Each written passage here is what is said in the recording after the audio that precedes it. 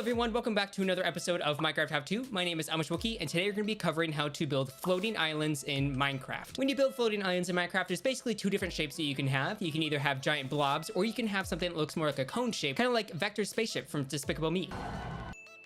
Oh, poop. So to start off with the base of my floating island, I'm going to go ahead and just create something that I can start carving out on. Basically what I'm doing here is I'm just create a template for me to start shaving my floating island out of, and I'll show you what it looks like when I'm done with this. So after creating my template, you can see it kind of just looks like an upside down pyramid, and I created two of them because I'm going to show you two different methods for carving out. One of them is going to be by hand, and the other one's going to be using TNT and explosions. For this first one right here, I'm going to try to create more of a curve, so it's not so much of a straight edge for the side, and I'm going to try to make it more of a round object rather than a square. After breaking blocks and terraforming just a little bit, this is what my result looks like as of right now. And the next step is going to be creating the top so it has dirt instead of stone. When I make this top layer just dirt, I think I'm just going to include 3 or 4 blocks. All I'm going to do is just create a command that fills it all into grass blocks and only replaces the stone, so it doesn't replace any of the air. The grass on top will die out eventually if there's stuff on top, so I don't need to worry about those in the meantime. The next thing I'm going to want to do is add in dirt and coarse dirt into making it so that it's not just a straight line from dirt to stone, but it has more of a gradual receding pattern into the stone. After making the line between the dirt and stone less distinct, I'm going to go ahead and replace some of the stone with some granite, diorite, other blocks that make it more interesting so it's not just one continuous block color. All right, I gave myself some night vision so it's a little bit easier to see, but I went ahead and kind of added in those different colored blocks as you can see right here. I also added a bunch of stairs and slabs to give it a little bit less of a blocky texture, and I believe that's it for the bottom, and now I'm going to start the top. And voila, there you have it. This is my finished island. I added some amethyst and some dripstone on the bottom just to add a little bit more down there,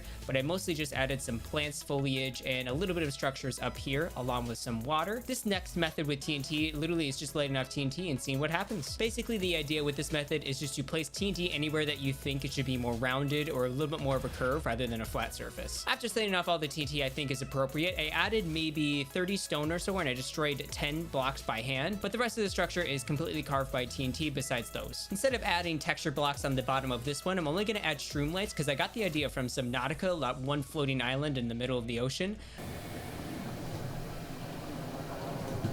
And again, I'm just going to replace the top few layers with grass blocks and then start making it more gradual instead of having that distinct line. To make this island a little bit different than the other one, I added a shrine / temple on the top besides just a bunch of foliage, and then those streamlights obviously on the bottom give it a more whimsical feeling. A couple more tips to give your island a little bit more character might be adding caves into it so you can explore them a little bit more, or just make it have a little bit of a different feel. Also adding waterfalls, those are always a popular choice, and in my texture pack it actually has a pretty cool effect on the ground. Overall, that's the two methods I have for making the V-shaped islands, and the last one is just going to be making a giant blob, which honestly isn't anything too special. First, I'm just going to start off with a big slab of stone right here and then carve into it. All right, after using a combination of both TNT and just breaking blocks manually, this is the blob that I came up with, and the only reason really to have blobs is if you have a bunch of islands connecting in a chain. That makes it look a lot more natural unless that you just want to have this floating in the air by itself. And then again, I'm just going to use the same thing I have over there where I replace the top layer with some grass blocks. Now for this next island that I had, I just added a simple path on top. In this case, I was trying to think of something that you might have maybe in like a PvP factions type of game. So I added some chests, out here for PvP usage and even a hidden one down here in this tunnel. But basically the idea is that they have multiple floating islands connected together because I think that looks usually the best when you have blob islands as opposed to these